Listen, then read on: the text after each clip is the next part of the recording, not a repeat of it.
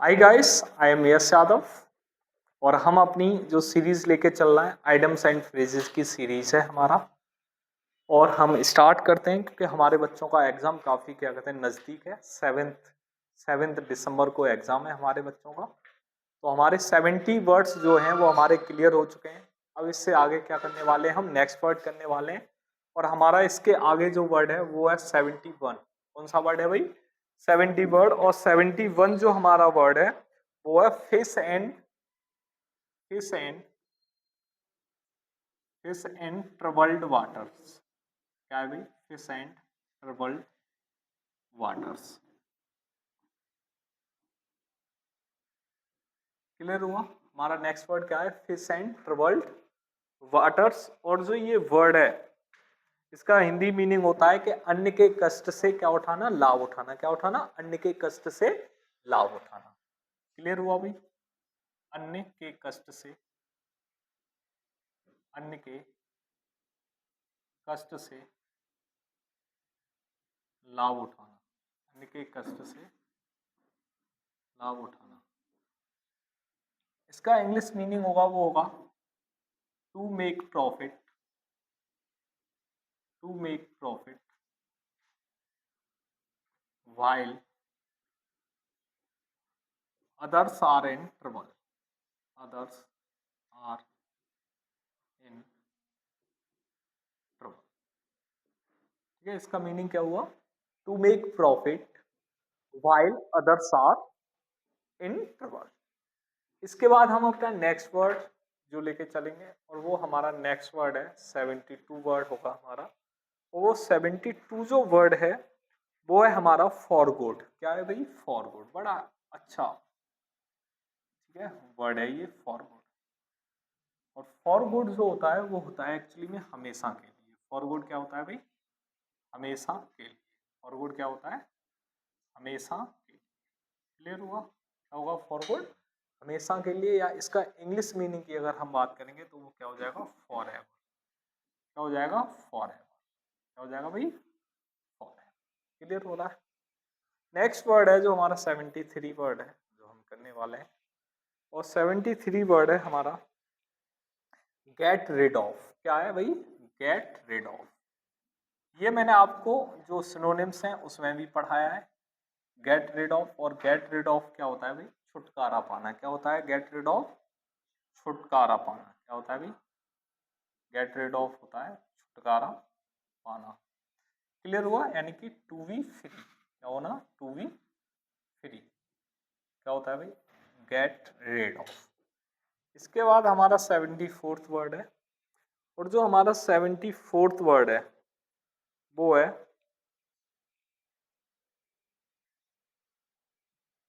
Get into trouble. क्या है भाई? Get into, get into trouble. Get into trouble का मतलब होता है कठिनाई में फंसना। किसमें फंसना? कठिनाई में फंसना। गेट इनटू ट्रबल क्या होता है भाई? कठिनाई में फंसना। किसमें फंसना भाई? कठिनाई में। क्लियर हुआ यहाँ तक? अगर इसकी मैं बात करूंगा कि इसका इंग्लिश मीनिंग क्या होगा, तो इसका जो इंग्लिश मीनिंग होगा वो क्या होगा? To be involve in a difficulty. क्या होगा? To be involve, to be involve in difficulty, to be involve in difficulty, to be involve in difficulty. Clear हुआ यहाँ तक? तो ये 71, 72, 73, 74 आई थिंक समझ में आए होंगे। इसके आगे जो हम करने वाले हैं वो हमारा जो वर्ड रहने वाला है वो 75 वर्ड होगा। कौन सा वर्ड होगा हमारा? 75 वर्ड होगा। और 75 जो वर्ड है वो है हमारा गेट ओवर। क्या है वर्ड हमारा? Get over. और गेट ओवर जो होता है वो क्या होता है? सफल होना। क्या होता है भाई? गेट ओवर, सफल होना। क्लियर हुआ? कौन सा है ये? गेट ओवर, सफल होना। और एक्चुअली में जो सफल होना है इसको अंग्रेजी में क्या बोलोगे? To overcome. क्या हो जाना? विजयी हो जाना। टू ओवरकम, सफल हो जाना या विजयी हो जाना, वही चीजें हैं। आगे जो वर्ड है हमारा 76 जो वर्ड है वो एक्चुअली में हमारा वर्ड है ग्रीस द पाम, क्या है भाई next word, grease the palm. अगर मैं बात करूं ग्रीस द पाम की, तो ग्रीस द पाम जो होता है वो होता है बच्चों घूस देना, ठीक है ना। क्या होता है ग्रीस द पाम, घूस देना, क्लियर हुआ, या रिश्वत देना। ग्रीस द पाम क्या होता है भाई, रिश्वत, क्लियर हुआ। यानी ग्रीस द पाम क्या होगा भाई, रिश्वत देना। यानी कि अगर हम बात करें तो टू ब्राइब, क्या करना, टू ब्राइब, ठीक है। ग्रीस द पाम होता है ना, हथेलियों पर क्या लगा दो, पाम लगा दो, ठीक है ना। पाम एक ऑयल आता है, पाम का कहते हैं ट्री भी होता है, ऑयल भी होता है, ठीक है ना। तो पाम क्या हुआ, हथेली, पाम यहाँ मतलब क्या है, हथेली, हथेली पे ग्रीस लगा दो का मतलब क्या है, रुपए दे दो थोड़े बहुत, ठीक है ना। उसके बिना काम ही नहीं होता, इंडिया में तो उसके बिना काम ही नहीं होता भाई, है नहीं। Grease the palm is the main system in our country. इसके बाद जो वर्ड है हमारा वो है गो टू द डॉग्स, क्या है भाई, गो टू द डॉग्स, कुत्तों के पास चले जाओ। ऐसे तो मीन्स ये होना चाहिए, गो टू द डॉग्स का मतलब होता है बर्बाद हो जाना। क्या हो जाना भाई, गो टू द डॉग्स क्या होगा, बर्बाद हो जाना। क्या हो जाना बेटा, बर्बाद हो जाना। गो टू द डॉग्स क्या हो जाना, बर्बाद हो जाना, गो टू द डॉग्स। यानी टू बी रियून्ड, क्या होगा, टू बी रियून्ड।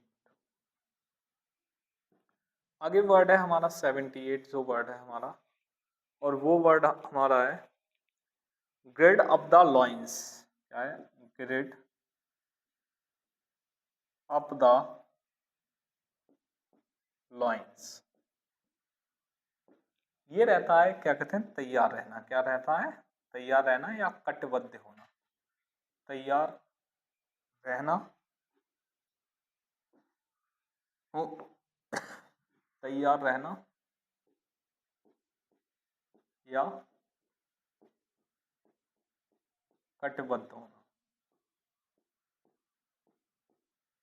तैयार रहना या कटिबद्ध होना, क्लियर हुआ। क्या, ग्रिड अप द लाइंस यानी टू बी रेडी, क्या होगा ये, टू बी रेडी,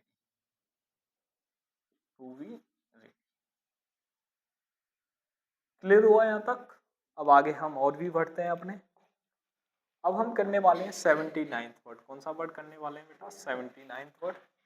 और 79th वर्ड होता है हमारा, वो होता है गो थ्रू। बेटा बहुत आता है गो थ्रू, ठीक है ना, कई बार एग्जामों में आता है। गो थ्रू जो होता है वो होता है पढ़ना। क्या होता है, गो थ्रू जो वर्ड होता है वो क्या होता है भाई, पढ़ना, यानी कि टू रीड। क्या होता है ये, टू रीड होता है भाई, टू रीड।